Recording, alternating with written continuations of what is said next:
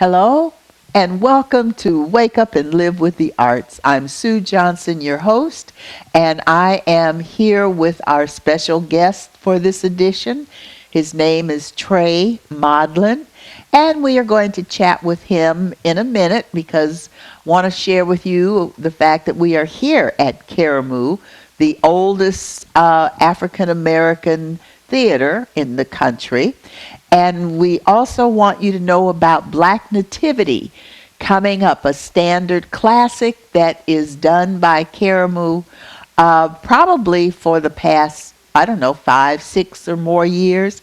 But whatever, Black Nativity is coming up December 5th to December 29th.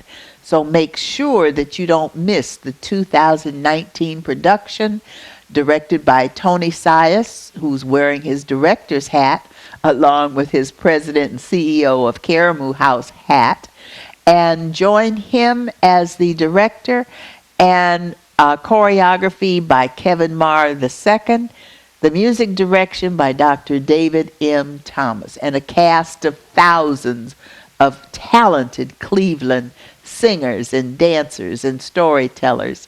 Black Nativity. So let me ask you, our special guest, Trey Modlin, are you familiar with Karamu? Have you been here or seen productions or one of the earlier Black Nativities? This is my first time here. Okay, well, welcome to Karamu. Thank you. And we certainly hope that someday you'll come back. Bring your dad. And I have to mention your dad. I'm so sorry to do this to you. But Dr. Charles Modlin from Cleveland Clinic, who is the head of the kidney transplant, I should say, division. And he is well known not only for that, but his annual Minority Men's Health Fair that he has built into a tremendous event for primarily people of color that he usually holds in the spring. And we've had Charles on several times to talk about the Minority Health Fair. So what you can do is go to our YouTube channel and see an earlier video of Dr. Charles Modlin, Trey's dad, who I'm sure you are very proud of, because we know he's proud of you because he referred you to us to talk about you being a chess master. Yep. Okay, tell us, what is a chess master to begin with? All right. So a chess master is a ranked player according to the United States Chess Federation. A ranked player? Yes. Okay. So there's different rankings. So it goes from Grandmaster, International Master, National Master, Canada Master, and then on down. So you have to get a certain amount of rating points. That's called. So National Master, you have to have a chess rating of 2,200, and you attain rating points by winning games, and especially winning games against higher rated players. Okay. So yeah. So I got my National Master rating about 3 years ago. Okay. Are you still working at becoming the next level master? It's one thing I'd like to achieve at some point. And what is the next level? It's International Master. Okay. So for that, I would need to. I sometimes I have trouble keeping up with all the requirements now, but with that, I would need to have meet some performance criteria, not only in the States but also in other countries. So you'd have to travel. Yes. Okay. Yeah. Okay. So that's something I'd look forward to. And now, even as a chess master here in the United States, do you have to travel to different states to play games?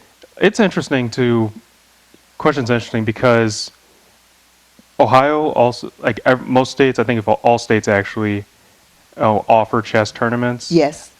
Some states more local, some states more national. So I achieved my national master ranking here in Ohio, down in Akron, actually. Okay. But you can also gain rating points at national tournaments as well. And so I've traveled to a lot of tournaments in Florida, Texas, Nevada, Pennsylvania, so various states. So you've been around. Oh yeah. Yeah. Yep. Okay. And wherever you go, the point system is still the same. It just depends on who you play. So if you beat somebody higher rated than you get more points. If you beat somebody lower rated than you, not as many. So it all just depends on who you get paired against and who you beat. How in the world did you get started in chess? What makes somebody um, get involved with chess? Were you a young kid? Were you in high school, or how did that evolve? Yep, I started when I was 4. Good Lord. Yeah, I'm 26 now, so Uh, going for 22 years. Yeah, you really have to have somebody. So my dad in this case helped just introduce me to the game. is he a chess player as well, or He does not play as much or at all. but he does know how to play? Yeah. Okay. What about your mom and sisters?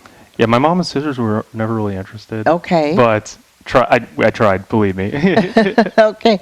So you chess spoke to you. Now, is that a full-time career position for you now, or do you have to work somewhere else in order to survive, as they say?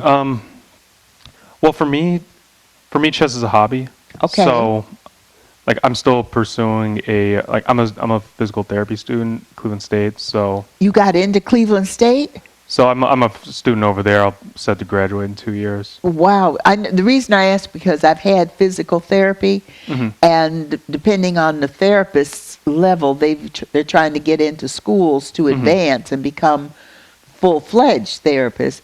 And they often talk about Cleveland State. It's so hard to get into. It Oh, takes a year or more, and they only allow, let in certain folk and that whole routine. So you must be awfully special that did you get in on your first try? I was very lucky. Okay. And you're almost finished now. You got how? So I'm set to graduate in 2 years. That's the plan. Okay. So it's a 3-year program. And then you will take up practice. Will you open your own practice, or how do you know what you plan to do with that? We'll cross that bridge when we get there. Oh, well, that's fine. That's you take it step by step. Yeah. Now, in addition to being a physical therapy student and a prominent national chess player, I will say, you also are a trumpeter. You play the trumpet, maybe not full time, but tell us a little bit about how did you get interested in the trumpet? Well, my Woodbury, actually, 5th grade, everybody has to play an instrument. Now, that's Shaker Heights, Yes. the middle school, Woodbury. Yeah, 5th and 6th grade. So, Yeah. and then you can continue on to middle school. Everybody had to play an instrument. Okay. And then I figured when I started, I didn't know what I was going to do. And then I saw a trumpet somewhere. I said, "Oh, that looks cool. I'll play that." It kind of just picked up from there. So now, like today, I mainly play over the summer for the Shaker Community Band. Oh, and we okay. have concerts twice a year. So you are still involved, and you still play. Do you practice at home or play at home or do any of that? It's the off season. Okay. Now, as a musician, are there other musicians who were trumpeters, trumpet players, who inspired you, who you look to and say, I wish I could do that or be like him or anything of that nature for your inspiration? You guys know about Louis Armstrong? Louis Armstrong? Yeah. Yeah. Let me say that right. Louis Armstrong. Here we go. Well, his name is Louis, but who in the world called him Louis Armstrong, right? So he was a great trumpeter. He's been gone for a number of years, and you're a young person, but I'm impressed that you were inspired by someone who was generations before your time. What about Louis Armstrong and did inspire you? Yes, see, I speak English. Did inspire you? What about him spoke to you? I mean, just it was just some songs I was interested in. I also have some Miles Davis songs as well. Miles Davis, yeah. So a little bit of both of them. Okay, yeah. Miles, he was an earlier generation, but he was also a king in the jazz world, as was Louis. Of course, Louis also was a vocalist. And what's one of his famous songs? In fact, seems to me, the There's still a TV show, I think, that will use one of his songs. Is it is Atlanta? Something about Georgia? Who's Georgia? Is that him? Georgia? Louis Armstrong? Is that?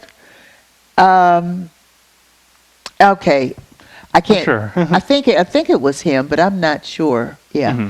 So now, do you plan to pursue anything further with your trumpet, or is that a hobby as well as the It's chess a hobby. playing? Yeah. Okay. So you are in the arts and entertainment world, your version. Yeah. You know? Yeah. So in the fifth grade, sixth grade, whatever, you got interested in the trumpet, and now you play in the Shaker Heights summer community band. Yes. Okay. Now, I'm ashamed to say I live in Shaker, but I'm not familiar with the Shaker Community Band playing in the summer. Tell us a little bit about that. Yeah. So we meet usually starting late June, early July, Uh-huh. and we end up meeting for about 6 to 8 weeks. We'll have our rehearsals on Wednesday nights from 6 to 8. It's open to anybody in the community, and Oh, we even have players from outside of Shaker play. okay. So, and then after about 3 rehearsals, we have a concert at the Shaker Heights Library, actually. At the library. Yep. So Oh. right in the corner of Lee and Van Aken. Do you do it inside or outside? Outside when the weather's nice. When the weather, And yeah. if it's raining, then we just take it inside. Okay. And usually what month is that you perform? Yeah. So it's usually late July. Mhm. This is the first concert, and then mid to late August is the second concert. Okay, well, I'll have to pay attention. I am so under a rock. I mean, I know so little about what's going on in the world. So now you are a trumpet player, a chess player. Were there people in the chest? Good heavens. Here you In go. the chest. There, I said it again. CHESS, in the chess category. Were there people there who inspired you in as you began to play chess that you looked up to and said, I want to be like him or her? Yeah. So Grandmaster Maurice Ashley. Okay. He was actually is the first and only black grandmaster Wow. in the country. Yeah. So Okay. he had actually this goes along with when I was starting to play in the late at the turn of the century. So he had a CD-ROM that I learned from. So where I learned along with learning how the pieces moved, learned some certain strategies, skills. Got to play different settings against the computer. So that helped me a lot with my development of Okay. getting into the game. And I was trying to think, Boris, Boris Spassky. yes, wasn't he he was a well-known chess player many years ago. Yeah, I think late 1800s, early 1900s. Was it that early? I think so. Don't ask Somewhere me. around there. Yeah. Now, as a person who has played chess, where and how would you recommend a young person who might be interested in the game? What would you suggest they do to get started? Yeah. So yeah, they're actually here in the greater Cleveland area. There's a program called Progress with Chess. Progressive chess? Progress with Chess. Oh, progress with chess. Yes. And they headed by Michael Jolson. He was actually one of my mentors growing up. He also taught me how to play. Okay. And and over the years he also was a big help with the chess club at the high school where I was at, and I've worked with him like running chess tournaments in the community for like scholastic tournaments.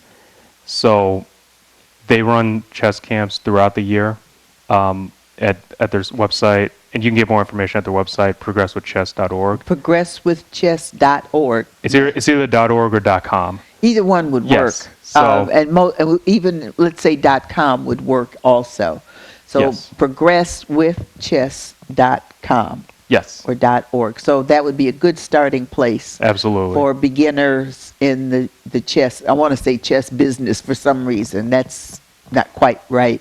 Yeah. And somebody interested in the trumpet, let's say, hmm what advice or insights would you offer about playing the trumpet, since that was the only instrument that kind of spoke to you when you were a kid?